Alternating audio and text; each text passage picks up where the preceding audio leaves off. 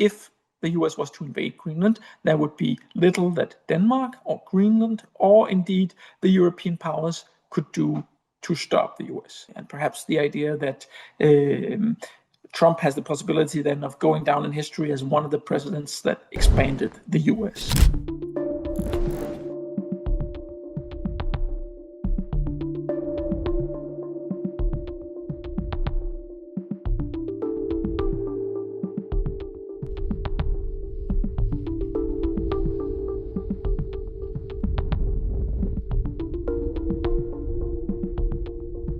Well, we need Greenland for national security purposes. I've been told that for a long time, long before I even ran. I mean, people have been talking about it for a long time.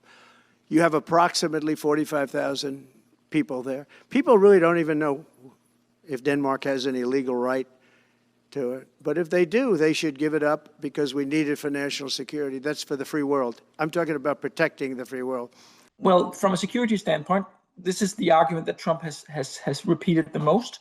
From a security standpoint, it doesn't quite make all that much sense because the US argument is that it needs Greenland for national security, but the agreement in place, as well as the political goodwill that goes with it in the practical implementation of that agreement, means that the US would probably be able to get more or less anything it needs in Greenland by just asking nicely.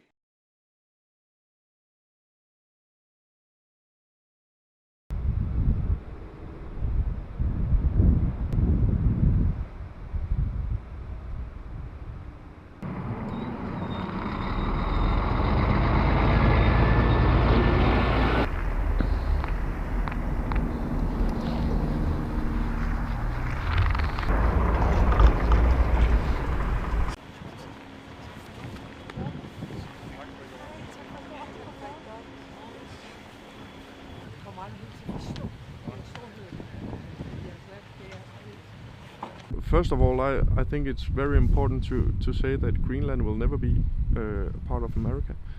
Of course, we want respect. We want a strong partnership. We want to trade. We want a strong partnership on national security, of course. But we want it in mutual respect. We will never be for sale, and we will never be Americans.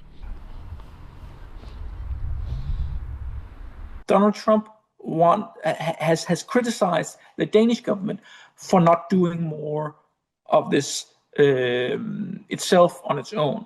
So, and it comes back to this radar coverage concerning Russian planes over Greenland, and then it concerns submarine hunting, keeping track of Russian submarines in Greenlandic waters and in the so-called GEOC gap, the Greenland, Iceland, UK gap. Those two tasks are very expensive to solve.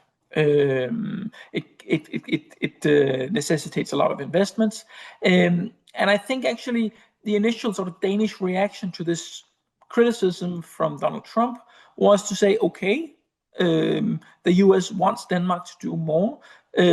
Well, at least that's something. That's a concrete problem that Denmark could try to solve, right? So in 2025 alone, Denmark set aside 42 billion Danish crowns for enhanced security in Greenland. And a lot of that money was meant to be earmarked for situational awareness, which is these two things that I mentioned. I will say this about Greenland. We need Greenland from a national security situation. It's so strategic. Right now, Greenland is covered with Russian and Chinese ships all over the place. We need Greenland from the standpoint of national security. And Denmark is not going to be able to do it, I can tell you. I think it's a big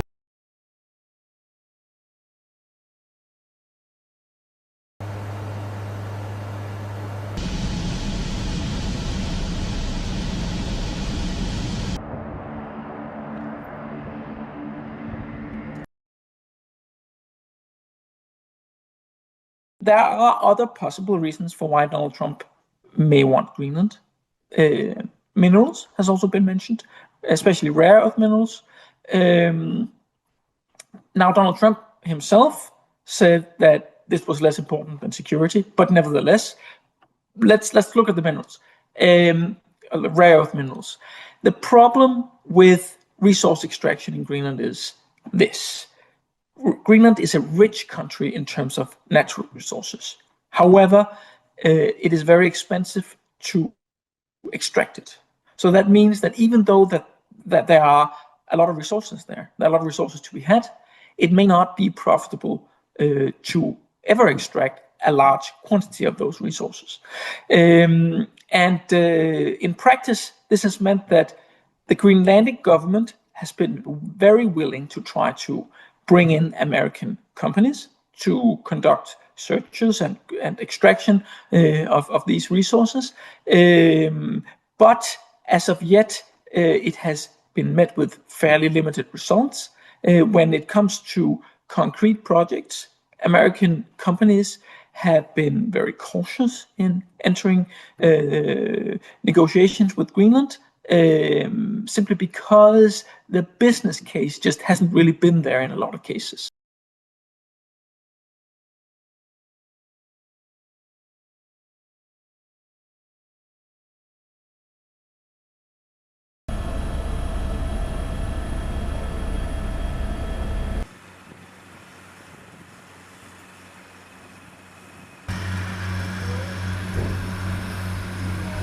We have a third possible argument, which is sort of an argument going more to a MAGA approach to the world, make America great again, or make America greater, perhaps even, right? So this idea of territorial expansion, and perhaps the idea that Trump has the possibility then of going down in history as one of the presidents that expanded the US. And I think this kind of motivator, I think both Copenhagen and Nuuk, both the Greenlanders and Danes, they very much hope that this is not a prime motivator for Donald Trump, because if it is very, very hard to do anything about it in terms of reaching a compromise. How do you compromise with that, right? For det første, så mener jeg, at man skal tage den amerikanske præsident alvorligt, når han siger, at han ønsker Grønland. Men jeg vil også gøre klart, at hvis USA vælger at angribe et andet NATO-land militært, så hører alting op. Altså inklusiv vores NATO og dermed den sikkerhed, som er blevet tilvejebragt siden afslutningen på 2. verdenskrig. Men er der en lille del af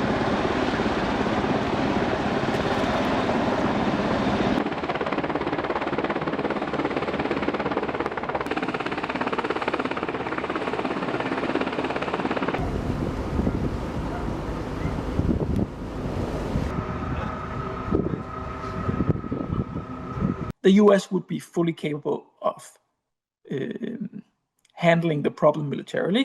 If the US was to invade Greenland, there would be little that Denmark or Greenland or indeed the European powers could do to stop the US. However, in terms of politics, the consequences would be enormous, really. The Danish Prime Minister recently mentioned that it would likely mean the end of NATO. And I would tend to agree. Es ist vollkommen klar, über das Schicksal Grönlands entscheiden die Grönländerinnen und Grönländer und das Königreich Dänemark, zu dessen Hoheitsgebiet Grönland gehört. Die in der UN-Charta festgeschriebenen Prinzipien der Souveränität, der territorialen Integrität und der Unverletzlichkeit der Grenzen müssen eingehalten werden. Alle Fragen, die die Sicherheit im arktischen Raum betreffen, müssen natürlich im NATO-Rahmen besprochen werden. The future of Greenland is a decision for Greenland and for Denmark exclusively. It's their decision. Secondly, from a NATO context, the way I would frame it is that the western flank of NATO, which would include Greenland, the Arctic, is, given the evolving threat environment, is an area that we as NATO, Canada obviously importantly, given our geography, need to invest more in. This is a point that we've been making in recent years. So The Greenlanders, they don't want to be bought. They want to be independent. So in that sense, the US would have to convince the Greenlanders that it would be a good idea to leave the kingdom and to establish some sort of relationship with the US.